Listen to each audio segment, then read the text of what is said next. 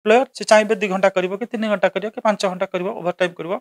सेति पई एम्प्लॉयर ताको पाउना स्वतंत्र पाउना देबे एवं से स्वतंत्र पाउना 2 गुना एम्प्लॉयर मानकु कुआ जायछि वीकली वर्किंग आवर्स स्थिर करा जायछि 150 घंटा सेटा तळ अछि। देखंतु गतकाली कैबिनेट जो बसी मुख्यमंत्री मोहन चरण माझी अध्यक्षतार सेठी किसी नुआ निष्पत्ति निया जायनि निष्पत्ति आपनकर नियम थिला किंतु से नियम गोटे संशोधन करा जायछि संशोधन करा जायछि से जो Odisha shops and commercial establishment act 1956 ताकू संशोधन करा जायछि सेत्र व्यवस्था करा जायछि महिला माने एबे रात्रि भी काम करिवे जदि से चाहिए बाध्य बाधकता नाही एवं से काम करियो बोली से लिखित गोटे तांकर माने लिखित गोटे अनुमति से देबे जेकोसी अनुष्ठान ने चाकरी करथिबे जदि लिखित अंडरटेकिंग देबे हाँ मु काम करिया को चाहूची ताहाले से काम करि परिबे। तो एठी आमे कहि परिबा जे आजिका डेट रे आपनकर जेतेबेले जगतीकरण उदारीकरण कथा कहूचे अनेक प्रतिष्ठान माने आपनकर रात्रि भी काम करूछंती एवं आपन जदि देखिबे जो टाइम जोन अछि धरंतो ओडिसा रो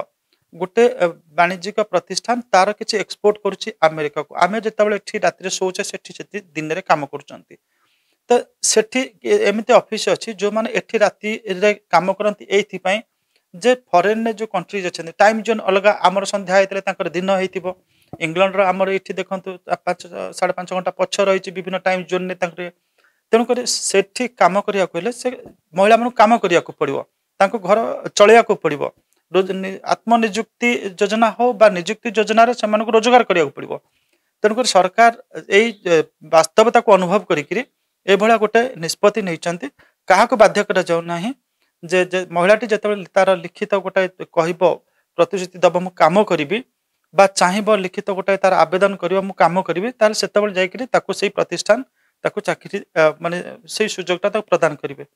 द्वितीय कथा हला जे महिला मानकर सुरक्षा कथा जे जेतेबेले से माने महिला निश्चित अनुभव करिवे जे से को प्रतिष्ठान काम करछन्ते सेठी सुरक्षा अछि कि नै एवं आमे समस्त जानिचे जे प्रत्येक अनुष्ठान शिक्षानुष्ठान हो किंबा आपनकर वाणिज्यिक प्रतिष्ठान हो गोटे इंटरनेशनल कंप्लेंट कमिटी आईसीसी रही सेठी मान जदि कौन प्रकार असुविधा है ताले सेठी से कंप्लेन कर परिबे। तृतीय कथाटी होची प्रत्येक जो रिक्रूटर अच्छा एम्प्लॉयर अच्छा यहाँ दायित्व जे कार्य क्षेत्र स्थल एवं घर को फेरिया पर्यंत सुरक्षा दायित्व तांकर तेणुक ए समस्त कथा अनुभव कर सारापर महिला बा कर्मचारी सी तार गोटे लिखित आवेदन काम करने चाहूँगी तेणुक जेहेतु महिला मैंने आजिका डेट्रे स्वावलम्बी हाँ चाहूँगी एवं घर दायित्व ना चाहूँगी रोजगार करने चाहूँगी निज पिला परिवार तेणुक यहाँ this is a hard reality we can not ignore it एवं से चाकरी करेंगे ही करेंगे तेणुक सरकार छाड़ी देते जो मैंने चाहिए। एवं द्वितीय कथाटी है जे आप देखिए जो 10 घंटा काम 8 घंटा थिला 10 घंटा एवं तार कैपिंग रखा जायछि 100 बोध 145 ना 148 घंटा रखा जायछि सप्ताह अधिक से काम करि परिबे नाही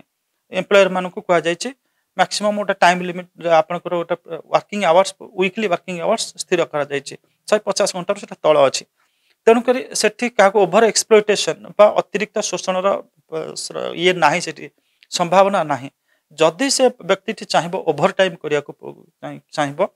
ताहले माने एम्प्लॉयर आवश्यकता थी ताहले एम्प्लॉयर ताको से चाहिए 2 घंटा करिवो कि 3 घंटा करिवो कि 5 घंटा करिवो ओभर टाइम करिवो सेति पई एम्प्लॉयर ताको पाउना स्वतंत्र पाउना देबे एवं से स्वतंत्र पाउना 2 गुना धरंतु सी 8 घंटा धरंतु 800 टंका तांकर जदि मासिकिया देखिबा कि 10 घंटा तांकर से 1000 टंका पाउचंती जदि 2 घंटा काम कले ताहले 200 टंका धरंतु तांकर मजूरी होची सेठी 400 टंका तांको दबाको पड़िबो। तो बेले बेले देखु जे जते बेले धरंतु पूजा पार्वण आसिला किंबा गोटे आपनकर गोटे बड़ वर्क ऑर्डर किछि पाइले कोनसी गोटे मैन्युफैक्चरिंग यूनिट तो सी सेठी तांकर लाभ क्षति हिसाब करिकरी से तांकर रखिबे माने आवश्यकता को रखिकरी ओवर टाइम करिया पई एम्प्लॉय को नियुक्ति करि परिए से जगह तांको डबल पैसा दबाको पड़िबो। तेणुक सरकार ये जो निष्पत्ति नहीं केंद्रीय सरकार गोटे निष्पत्ति आधार में यहाँ निया जायछि एथिपाई जे केंद्र सरकार लेबर कोड को संशोधन कर लेबर कोड रे यही व्यवस्था रही ताकू स्वीकृति दवापाई वर्तमान ओडिशा सरकार ये जो रही आक्टा थिला ए आईनटा 1956 Odisha shops and commercial establishment act से संशोधन कर